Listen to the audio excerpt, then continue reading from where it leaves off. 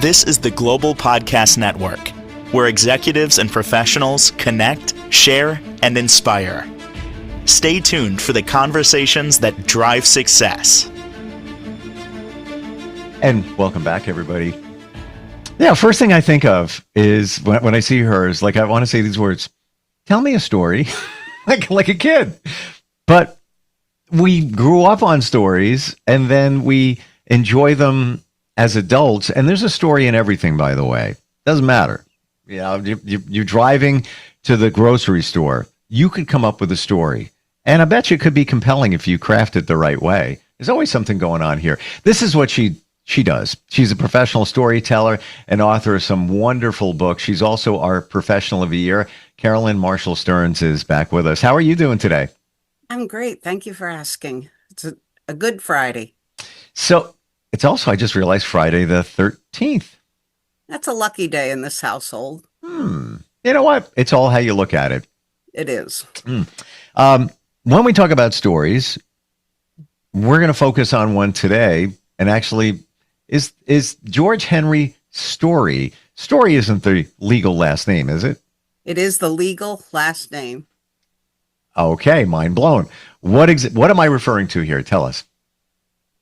So this is a historical family story. It's something I specialize in. This is one of many of mine. And I didn't have to dig too deep to do research because Uncle George, I'm his 4 times great niece, he wrote a fantastic manuscript of his life story. My mom was working to publish it and never completed that task in her elder years. It's on my to-do list, is to publish his works and find a partner to help take that to the level it needs to be at. He was a street child, the 12th in his family, born in 1835 in the city of New Haven, Connecticut. And his father had died at sea. He was a sea captain before his birth. So he had lots of older siblings to help guide him, but his mom was pretty worn out after 12 children, and he was allowed to roam free and discover the city as a small boy. As my mom aged and worked on the manuscript, she kept urging me, tell Uncle George's stories. And for those who are seeing this on YouTube, they'll see George Henry Story painted the White House portrait of Abraham Lincoln. Wow. He was age 26 at the time, a very young man, and shared his art studio with Matthew Brady and Alexander Gardner, the famed photographers of the Civil War. And they were artisan partners. If people came for a photograph, they sent him upstairs for a portrait. If people came for a portrait, he sent them downstairs for a photograph. He went on, he painted pretty much everybody that was who's who in Washington, D.C. And he started here in New Haven. And then he painted in Maine until pneumonia or some lung affliction. He could not handle the winter weather. He painted in Cuba and did many dignitaries there. He wintered in Cuba for quite a few years. During the Civil War, you couldn't go south for the winter. So he was a Yankee boy. He couldn't go south. So he went to Cuba instead. I can't imagine. You can't go south. Well, I guess he went south, like way south. How long that journey took to get to Cuba and going to another country, I'll say like that. I wonder what that was like. On a ship during wartime. Wow. Yes. You know, so you have against the sea, against the enemy that were our neighbors and relatives, against a lot of odds. And then you're in Cuba, and yeah, he wrote amazing things about it. And I can't wait to publish that works with all his art notes for his many, many, many beautiful pieces of artwork, which included the gold medal winner at the centennial celebration in Philadelphia, the gold medal in oil painting for a painting called Beaches. Anyway, it was a little girl in a very Victorian little lacy dress on the beach with a lace-edged handkerchief, putting seashells daintily on it. it took the gold medal. So in later life, he was the curator of paintings Mm, for the Met in New York. So, and he also initiated a lot of the collection at the Met and here in Connecticut at the Wadsworth Atheneum Museum. So he was the man. geez. Um, can you tell us what that was like painting that famous portrait of Lincoln? And it's funny when you showed that CD cover. I was like, yeah, and it's through the Zoom. I was like, yeah, looks like Lincoln. This guy, this George Henry Story looks like Lincoln. I didn't know he painted the portrait, but I can't imagine what that must have been like. He wrote detailed notes in his notebook about his 3 days in the White House, sitting in Lincoln's office as he conducted business and did preliminary sketches, down to printing it out in dialect, how the servants spoke when they came in to call him for dinner. Wow. And just an amazing, amazing characters telling about each character that came in with some plea because Lincoln had open office hours, much like a professor does, where people could line up and come in and bear their grievances to the president personally. And so it was a very different kind of a White House structure. And he was very much a people's president. And getting that in firsthand witness to that is just amazing. Mm, wow. I give him a lot of credit as I would be focused on my relationship with the president, making sure that he's okay with me being there, the sketches and all of that. But here George is focusing on writing things down, what people said to you can't record it back then. I give him a lot of credit for doing that. You know, I wonder what that was like, how that relationship with the people that supported the president in the White House. You know, was he a regular guy? Was it very formal? I don't know. I get the feeling he was a very regular guy. And because his office was there, I think that George Story was well known within the city of Washington. He painted everybody, Uh, including Jefferson Davis before the Civil War began. I've never seen that one. It's down in the South, and someday there's so many of his paintings I have not seen and would love to, and some we mm, don't even know where they are. Um, mm. so they're in private collections passed down through families. But in working in this story of him, I was wondering what motivated him and drove him. What was his family history that helped him become the man he was, especially being raised without his father, although he had brothers who were considerably older than he. I do still think the father figure was important, and yet he had this drive. And it was in researching his ancestry, looking for some spark of inspiration for him, and that I found his grandparents and their work in the American Revolution. And as powerful and epic and tragic a story as there could be was their story. And I'm sure he knew it well and was inspired by what that grandfather did for our nation. Mm. I'm still fixed on the fact that this gentleman's last name was, in fact, Story. Like that's like meant some things are meant to be. Mm. Yes, they are. And genetically, as a storyteller, I'm doing exactly what the family meant for me to be. You know what? There's no doubt in my mind about that. Your passion for it. Yeah, many of us can't remember what we had for breakfast. You remember. You retain these facts, figures, historical information, and then weave it into a story. And it's so much the movie that's in my head. I'm not a facts and figures data kind of person. It's so much seeing him walking the streets of New Haven as a 10-year-old boy, knowing I had to research. He said it was a busy day in the harbor at New Haven, 1845. He's 10 years old. Well, what does that look like? How many ships might have been in the harbor in the port of New Haven in 1845? Well, the average was 300. Wow. You could have walked across the harbor on those ships, and I had no idea the volume of business that took place there. So imagine all the languages a child would hear in the streets because the sailors coming off of all these international ships, um, good and bad language, and all the products that were coming into the city and leaving the city. So, a fascinating childhood for a boy filled with curiosity and given free rein to pursue it. Oh my gosh. I can't even imagine what that must have been like. Um, like when people go to Disney Epcot, where it's, in one amusement park, it's like every nation. It's kind of sounds like that's what that was like being in that harbor with 300 ships. Wow. Like the culture and the just people go to the mall or go to the park to people watch. Imagine just sitting there, on a rock, big rock in the harbor and just watching, just looking around.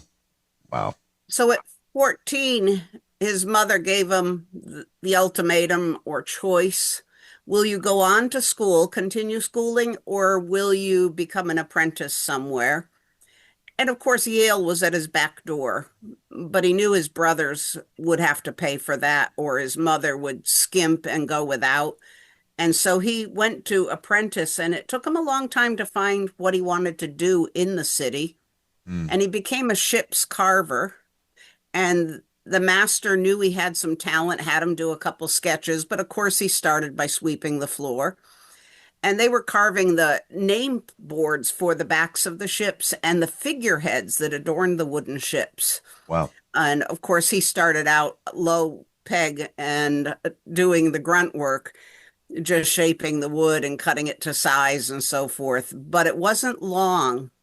On his own drive, he took the Friday night packet to New York City and sketched the tailboards and figureheads of all the ships in the harbor for weeks. Mm. And he knew someone who worked the back and forth packet, so he could go and be home in time Sunday morning for church, which was his mother's requirement. And he came up with this huge sketchbook, and then he began to take bits of one piece of work and blend them with another and come up with unique things. But it was walking those streets and peering into the windows of shops in New Haven where he saw a painter and was told to go. He asked questions, and the painter had no time for a boy. And so Mm. he sent him to another painter who wasn't quite as busy. And he apprenticed with him for several years until he could paint as well as the master and was sent out into the world to hang his shingle and declare himself an artist. Wow. What a history for one individual. It's a fabulous story of a self-made man, truly. I mean, yes, he had wonderful teachers in the men he apprenticed with and the older brothers who were hardworking and industrious, but it still takes that drive to get up and go and to do. And that's why researching a historical family story, looking for these people in our past and what inspired them to be the people they were. Mm. What stands out for you in George's story? If you could pick three things that, for you, just like this, just amazing. Okay, painting Lincoln's portrait, maybe that's one of them. What really comes to mind for you? His dedication to family Mm. throughout his life. It was very central to his being. His willingness to learn and master a difficult trade. And yes, he had to have had an innate gift that was trained into a better existence. He could already sketch and whittle with a jackknife, but to take it to the level that he did was an amazing thing. That he knew how to work with people, how to build the relationships that propel you forward, how to build a foundation and how to grow from that foundation and do it while being liked by everyone. And being in the right places and being able to communicate well, no matter what status or place in life they are, whether they are a fisherman on the docks, an old sea captain retired, or a president of a world power.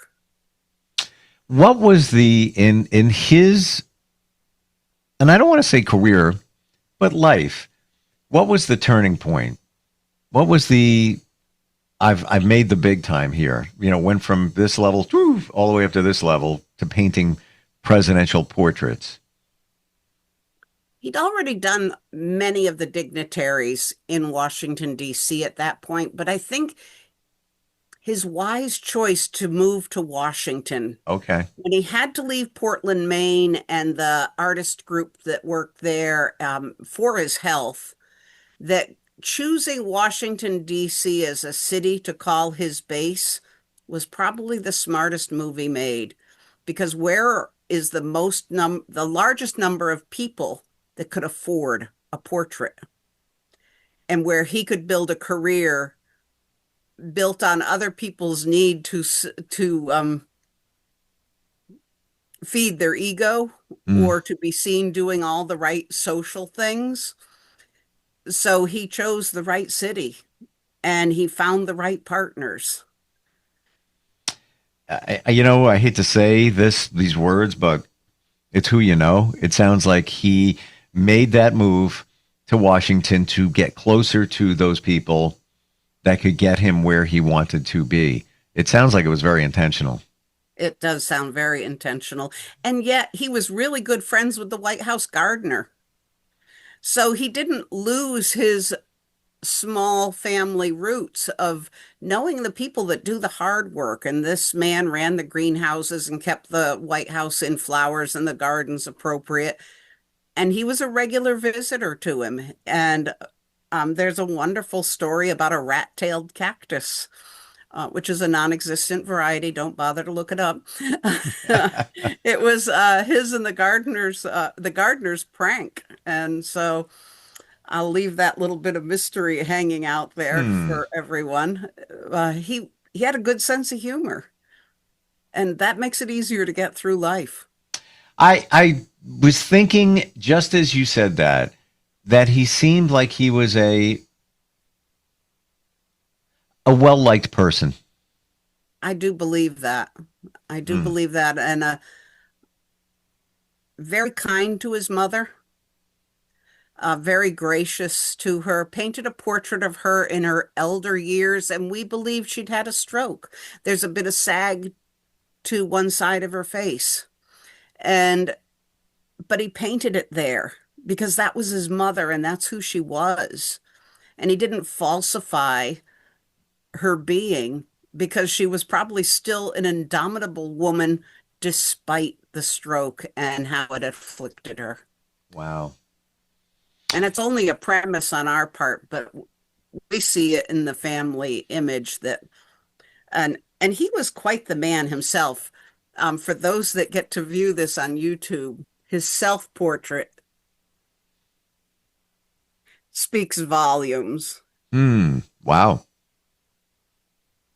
Wow. So that is the property of the Metropolitan Museum of Art there in New York.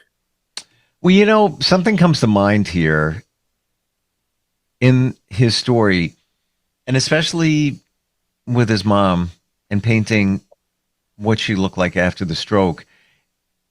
He was very authentic.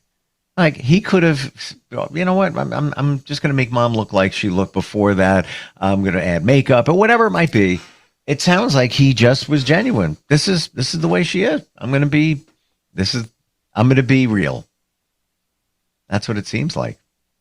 And one of the things that itinerant painters that traveled the countryside painting portraits did, and of course they were at a lower level, but they would come to town with canvases already painted and they'd have the head and shoulders and add the face. And so the gowns and the suits of the gentlemen and the backgrounds look very similar. And quite often it might have been an apprentice painting those, just slap some back in here, some background, dark and with a couple trees. And famous background is a curtain that's drawn back to the side. when you go through a museum and you look at early portraits, a lot of them are very similar. And that's what they did. They had pre-painted fill in the face. I I find that funny, sad in a way, but interesting because, they're coming to town. Let's get as many of these done as we can. These people are busy too, so there's a short time there. Ingenious at the same time. Right. And Yeah. oil painting takes so long, letting each color settle. Yes, you can go work on the arms while the face dries, but you are limited to how much you can do in a day. So you have to have many pieces in the works and let them take their time. And it's allowing the time that brings out the greatness in them. Yeah, this is fascinating. So these artists that would come to a different town and get as many paintings done, what time period, what span of time would they stay? Would it be a week, 3, 5, a month, more? And from your studying of this, how many portraits do you think they did, or how many paintings? I think they each had their own thing, and it depended on the town and how wealthy it was, how many people could afford a portrait, and what they might otherwise trade for a portrait. Oh, the ship captain would like a portrait, but he doesn't have the cash right now, but he is going to New York next week. You want a passage? I think that there was always that level of barter in our colonial era, pre and into the Civil War, that people were willing to accept that. And I think that each painter had his own style and way of doing things, and every town is different. It's pretty amazing when you think even that example. He's through the town painting. The ship's captain would like to have a painting maybe in the stateroom of the ship, and now this artist can make it to New York, where it's a whole new audience there for his paintings. Right. It's a challenging way of life overall, but an interesting one where you needed to be like, we're very much stuck in our waves now. Our ways keeps us safe, and in these little boxes, how we live now. It seemed like it was radically different then, where it was just on the fly. Opportunity presents. Yeah, I'm out of here, guys. I'm leaving. I'm going to New York. What? And you're out. You're gone, and you're gone for a while. The difference is having a stable amount of money of income, or struggling and fighting to find that income. Right. And for a lot of people, if they weren't tied to family, wandering was a way of life. There's still people who prefer to be on the road. We have a mass of truckers who are happy on the road. Yeah. They need the change of scenery in their life. That fits them. And so I think that there were some, whereas George Story had a reputation and a quality of painting that he could settle into one studio in Washington and then later in New York and stay a very long time, because there were always people coming to town and always people climbing the society ladder, needing that new portrait, dignitaries wanting to mark that point in time that they were a senator or a representative of their state. Wow. And lots of sea captains who left portraits and went to sea because maybe they'd never come home. Song dropped in my mind, 1972, or definitely early 70s, Allman Brothers, Ramblin' Man. I was born to be a Ramblin' Man. That's what it is. That's it. Always wonderful talking with you, Carolyn. And even today, this is like very fascinating. Learning this history. It's just, and where this gentleman came from and where he went and what he left behind in these paintings and stories and everything. Fascinating. This is what you do, and you can do it for anybody, professional storytelling. I would say within the tri-state area, Connecticut, New York, and such. And of course, your books are fantastic. What's your website again? Carolyn Stearns, Storyteller.com. Awesome. Thank you for being here today. Definitely looking forward to hearing more about George Henry. Thank you. You take care now. You too. This is the Global Podcast Network, where executives and professionals connect, share, and inspire. Stay tuned for the conversations that drive success.